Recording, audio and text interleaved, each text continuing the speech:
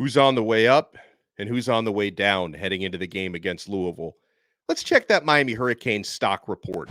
You are Locked On Canes, your daily podcast on the Miami Hurricanes, part of the Locked On Podcast Network, your team every day.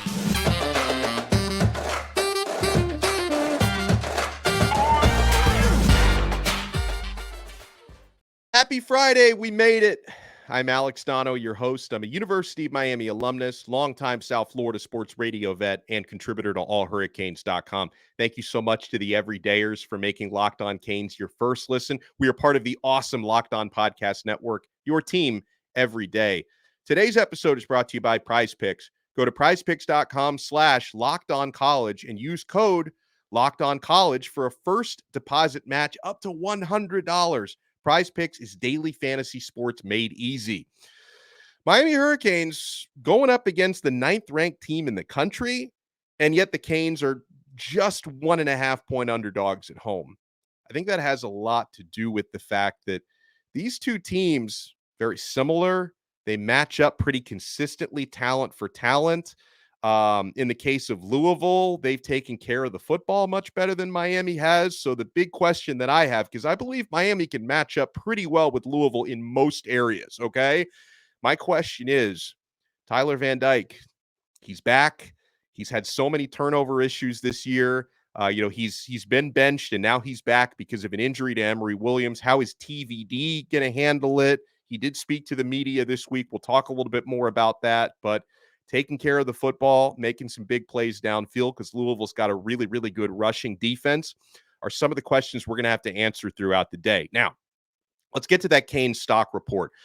Unfortunately, we usually like to get a stock tip to kind of kick off the episode with Uncle Louie, but Uncle Louie, I still haven't been able to reach him. He quit on us last week. He made so much money, as he said, buying all the Bitcoins, that Uncle Louie is, last we heard, he's off in a yacht in Europe somewhere, and this is the last we saw of him.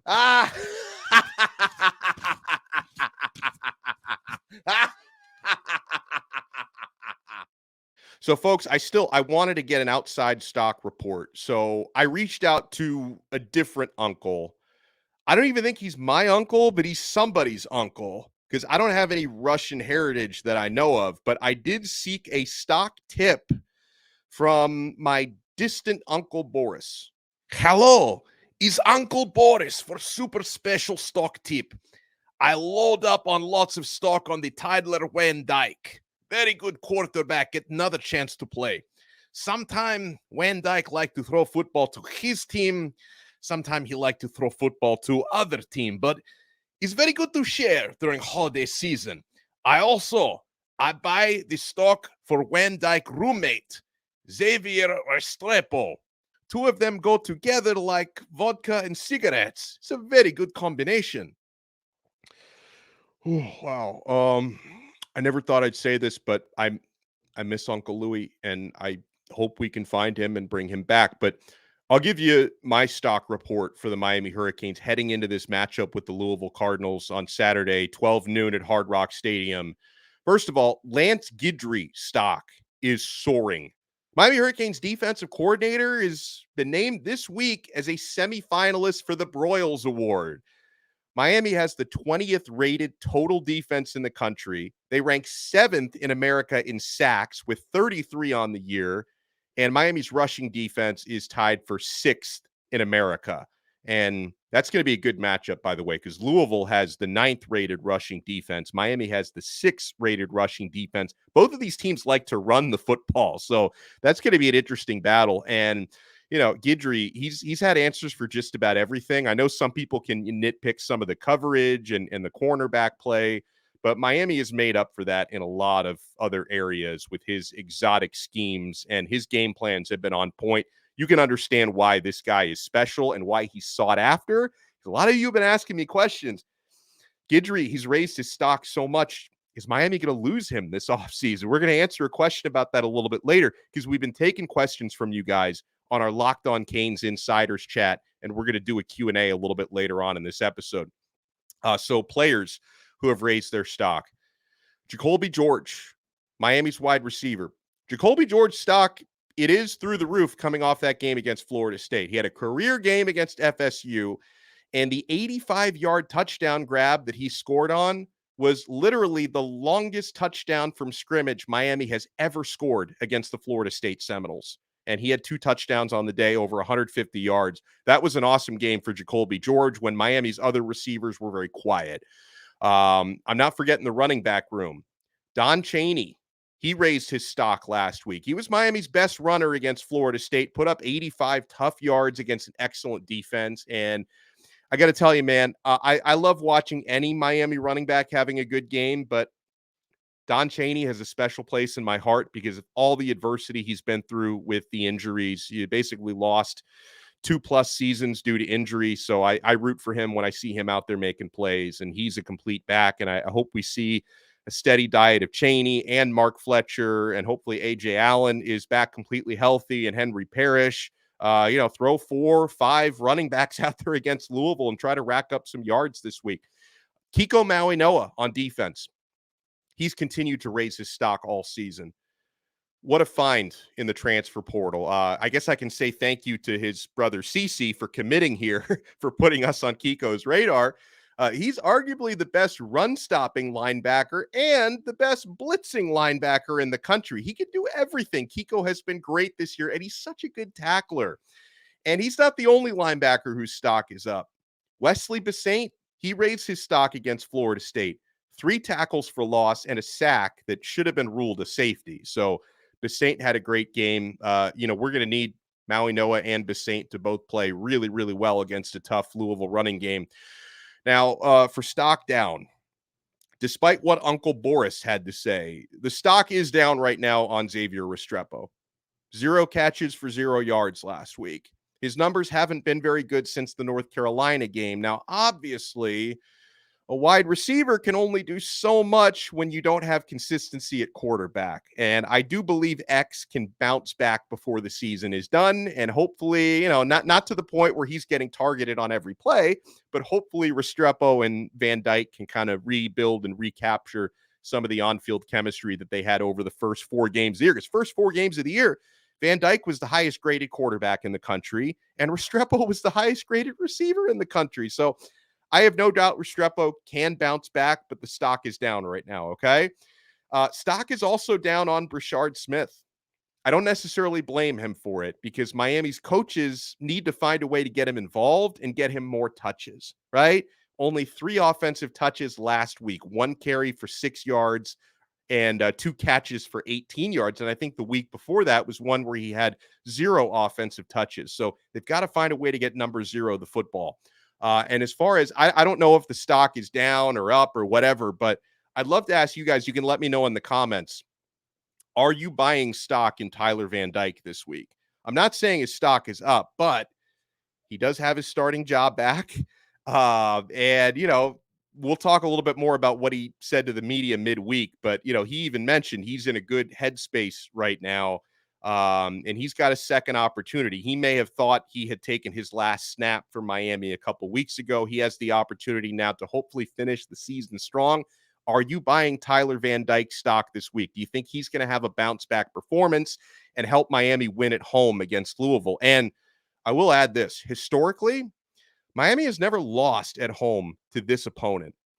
Louisville Cardinals are 0-6-1 on the road at Miami. So if history has anything to do with it, I doubt it does. Maybe they're due for a win down here, but they've never won a game down here, whether it was the Orange Bowl or Hard Rock Stadium. The Miami Hurricanes, the worst they've done is a tie. I don't know how many years ago that was because they don't do ties anymore, but they did have a tie and 6 wins against Louisville all time in South Florida. We'll be answering your questions when we come back. And I did get a lot of questions about Tyler Van Dyke. I got questions about the future of the tight end room. And folks, we got some questions about recruiting flips. Is Miami going to gain any more? Because they just got one the other day from Cole McConaughey. Is Miami going to gain any more flips? Are they going to lose any flips? So many questions to answer. And bottom line, my friends, we are only getting started on this episode of Locked On Canes. I'm only getting started on Prize Picks. Prize Picks is the largest daily fantasy sports platform in North America, the easiest and most exciting way to play DFS. because it's just you against the numbers. Instead of battling thousands of other players, including pros and sharks, you just pick more or less than on 2 to 6 player stat projections, and you watch the winnings roll in.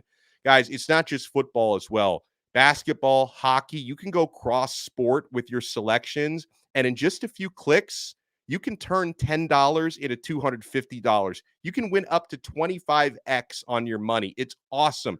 And PrizePicks even offers a reboot policy so that your entries stay in play even if one of your players gets injured. For football and basketball games, if you have a player who exits the game in the first half and doesn't return in the second, that player is rebooted.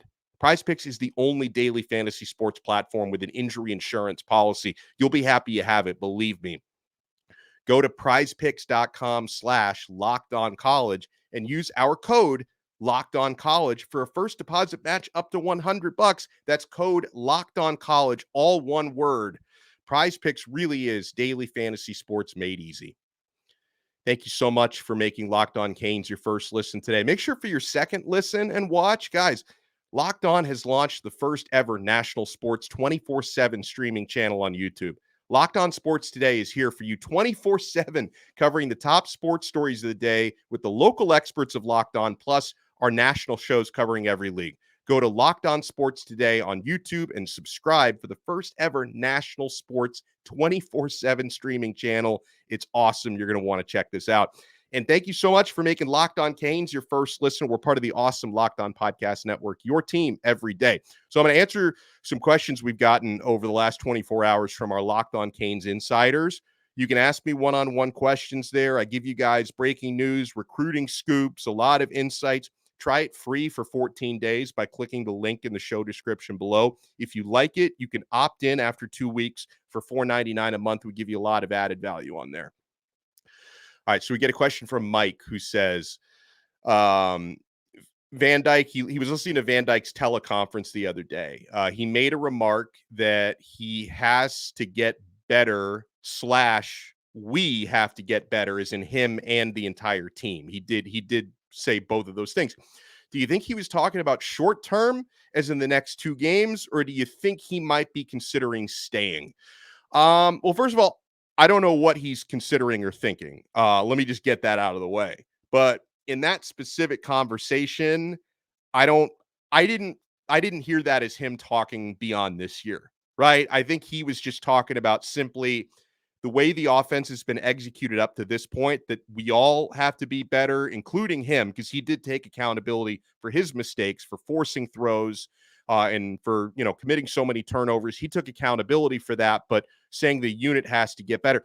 I didn't take that as a long-term thing. I took that as, and he mentioned a couple times, we know how much better we can be, because a lot of those plays that we weren't executing from games 5 to 10, we were executing in games 1 to 4, and we know we can be that team, and I can be that quarterback again. So maybe you heard it differently. And I listened, by the way, I transcribed it. So I listened to it several times because I transcribed it for allhurricanes.com for a story that I wrote. So I didn't personally take that as him talking about next year or beyond. I think Van Dyke he's really focused just on the game coming up. And I think that's all he was really talking about. I don't think he was dropping any hints as to whether or not he wants to stay at Miami. I think we're going to have to cross that bridge when we get to it.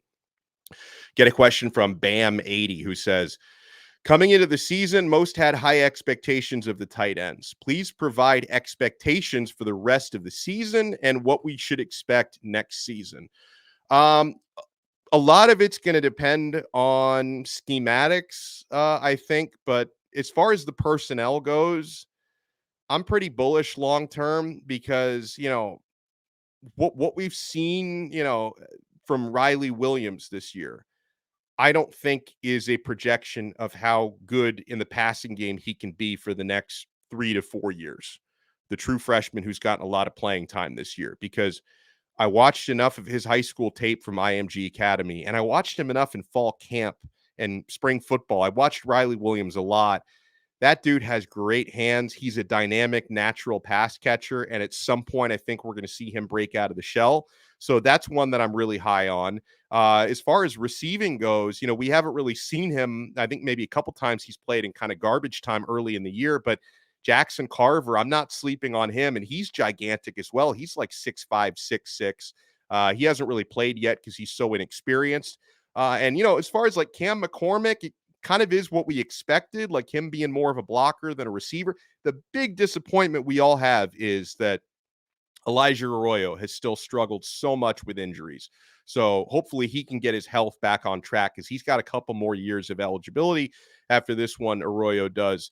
Honestly, I think that the room this year, it's been, losing Will Mallory. You wish you still had a guy like that, but it's a combination of youth, poor quarterback play. I think offensive scheming that can be better to get these guys more involved. I think the personnel projects out pretty well. And, Elijah Lofton, who's committed to Miami, a 4-star tight end out of Las Vegas, I think he's got a really bright future. So I think the room projects out really nicely. I think this year has just been, Murphy's Law. It's like everything that could go wrong kind of has gone wrong with that room. We get a question from 818 Callie Kane, who says, this is a recruiting question. What's the status of JoJo Trader? Could we see some flips this weekend, especially if we win? Listen, as far as JoJo Trader goes, I know that there's some buzz in Tallahassee. They're trying to flip him out of Miami's class. He's the 4-star receiver out of Chaminade.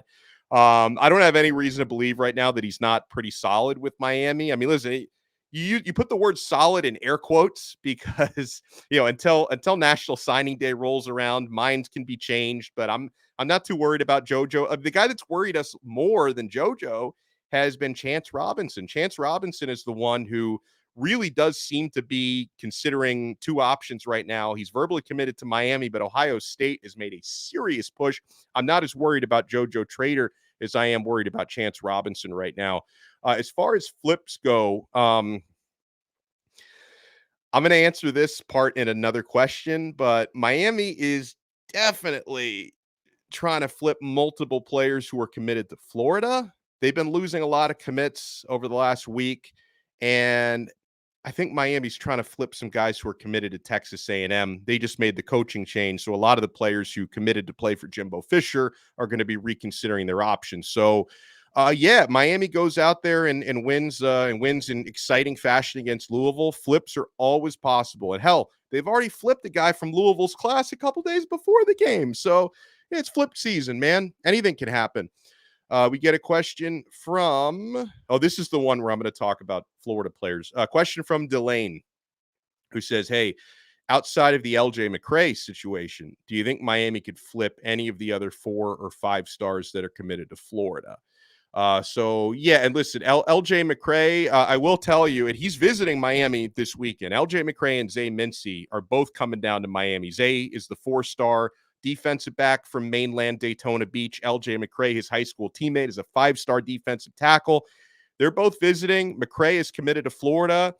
Auburn is another team to watch there. We were talking with Brian Smith yesterday, and Brian told us Auburn people are convinced they're going to flip McCray from Florida's class. But, the fact that he's still visiting Miami is a sign Miami's trying to make that happen. The other player to watch here is 4-star Florida committed linebacker, Adarius Hayes. I'm going to be watching that one closely because we don't know for sure, but a lot of people are expecting him to visit on Saturday for the Louisville game. And I heard it from a source who covers Florida recruiting who said, we'll have to watch if he makes that visit to Miami. And if he does, I don't expect him to leave Miami without flipping, is what somebody told me. So I'm going to be watching Adarius Hayes very closely. That one seems to be maybe more likely to happen than LJ McCray, because again, McCray could stay at Florida, or Auburn seems to be pretty confident that they can get something done there. We get a question from Dustin, who says, hey, Donno, how many defensive tackles do we get between now and next year, either via recruiting or the transfer portal? Well, we have 2 committed right now. And let's not forget, he's already kind of on the team. Jameel Burrows, who transferred from Alabama. He hasn't played at all this year. He's basically redshirting till next year. So if you count him, that's already 3. And I definitely think Miami's going to be aggressive in the portal to try to get at least 1 big time guy, hopefully 2. And because that, they swung and missed for a lot of defensive tackles in the portal last year. They swung and missed with a lot of them in recruiting so far this cycle. So I think they're going to probably try to add, in addition to the two that they have committed, and the the one that they have who's kind of basically a transfer portal addition for next year. I think they'll probably try to add at least one more in recruiting and one or two in the transfer portal. So they're going to take their shot at probably bringing in 5 to 7 new defensive tackles this coming season. Okay. All right. So we got a question about Tyler Van Dyke, his headspace, his previous issues. We're going to answer multiple questions on that. In fact, a question about why Ja'Carri Brown isn't playing. And wow, more Van Dyke questions. We're loaded up, man. We're not done yet. You want to keep it locked right here on this all new episode of Locked On Canes. And it's time now for our game changer of the week, brought to you by Athletic Brewing. And I don't know who the game changer is going to be, but I'll tell you who the game changer needs to be this Saturday, and that's TVD. I believe Tyler Van Dyke needs to go out there and have a commanding bounce back game because you are going up against a top 10 team this week. So Tyler Van Dyke, he's got a second chance. I hope he makes the most of it. So guys, much like Tyler Van Dyke, Athletic Brewing Company has completely changed the non-alcoholic beer game. They make non-alcoholic beers that actually taste good. They win multiple competitions, guys. They beat out full strength beers in global competitions. They win awards for what they brew up there. Athletic Brewing is fit for all times. You can drink them anytime, anywhere, and make any activity more enjoyable. And there are no hangovers ever, which is awesome. So, guys, you can find Athletic Brewing Company's non-alcoholic brews at a store near you or buy online at athleticbrewing.com. First-time customers can use code LOCKEDON to get 15% off your first online order. That's our code. Spell it out, locked on, all one word at checkout for 15% off at athleticbrewing.com. Near beer exclusions and conditions apply. Athletic Brewing Company, fit for all times. Thank you so much for making Locked On Canes your first listen today. You guys, make sure for your second listen, because we're going to have it coming up at 11 a.m. Maybe if you're watching this or listening to this after 11 a.m., you can go check the replay. But coming up at 11 a.m. live, College Football Kickoff Live, Locked On College Football Kickoff Live. I co-host that show every Friday, 11 a.m. to noon, along with Drake Toll and Kenton Gibbs. We take you through all the big games and all the big storylines going around college football. So make sure you check it out. Locked On College Football Kickoff Live, part of the awesome Locked On Podcast Network, your team every day. All right, so we got more questions from our Locked On Canes Insiders group. Stephen Castle wants to know, who are your top quarterback targets besides Michael Pratt from Tulane to go after in the transfer portal? Yeah, Pratt obviously could be an option, even though he tried to say the rumors weren't true. But there have been rumors that Pratt is going to plan to try and go to a Power 5 school next year, that he wants to leave Tulane. He has denied the rumors, but that hasn't stopped the rumors from being out there, okay? I think there's got to be an odd man out at Texas, okay? You know, if Malik Murphy hits the transfer portal, I've even heard some rumors. Don't shoot the messenger, because I'm not expecting him to come to Miami. But I've heard a few rumors that Arch Manning might consider hitting the portal, that he might go in a different direction from the Texas Longhorns. Now, if that were to happen, you would have dozens of teams interested. So I don't know if he would pick Miami. But obviously, we monitor these situations. Georgia has a couple of backup quarterbacks who are going to be stuck behind Carson Beck, who's got a lot of eligibility left. So it's hard to predict, guys, because some of the big time quarterbacks that moved around last year, we weren't expecting certain guys to hit the portal. A lot of people did think Drake May would hit the portal last year, and he didn't. He was fully locked in and committed to North Carolina. And I think he made the right decision for him, and he's got the family ties and lineage there. So you never know. Sometimes guys you think are going to hit the portal don't, and then sometimes big names you do not expect wind up in the portal. But as I've said multiple times this week, I expect and I hope Miami goes for a big-time quarterback in the transfer portal. And if I had my wish list, not only do I want them to go after, a talented quarterback, but I want them to go after a veteran, because I think that would be important to have somebody who can play over and mentor Emory Williams for a year or two. So I want a veteran, and I'd also like somebody who can run. Is that too much to ask to have a dual threat? Now, I know a lot of you are saying, we already got Jakari Brown on the roster. He can run. I get it. He's, for whatever reason, Jakari's not been used at all this year. And, he's had his limitations in practice throwing the football. But if Miami brings in a veteran transfer, I want somebody really experienced and somebody who can run and throw, because a dual threat quarterback can do so much in the Shannon Dawson offense, okay? We get a question from Brandon, whose his X handle is Harsh Reality. He tells me, he says, hey, so after speaking with Tyler Van Dyke this week, what do you think his issue has been since week 4?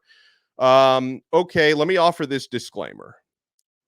I'm not a psychologist. I only play one on the Locked On Podcast Network. So what I gather, hearing Van Dyke talk about his mental struggles this year is, I think he put a lot of pressure on himself to the point where the pressure was crippling, right? He talked about fulfilling the dream of not only being a high-level college quarterback, but getting to the National Football League.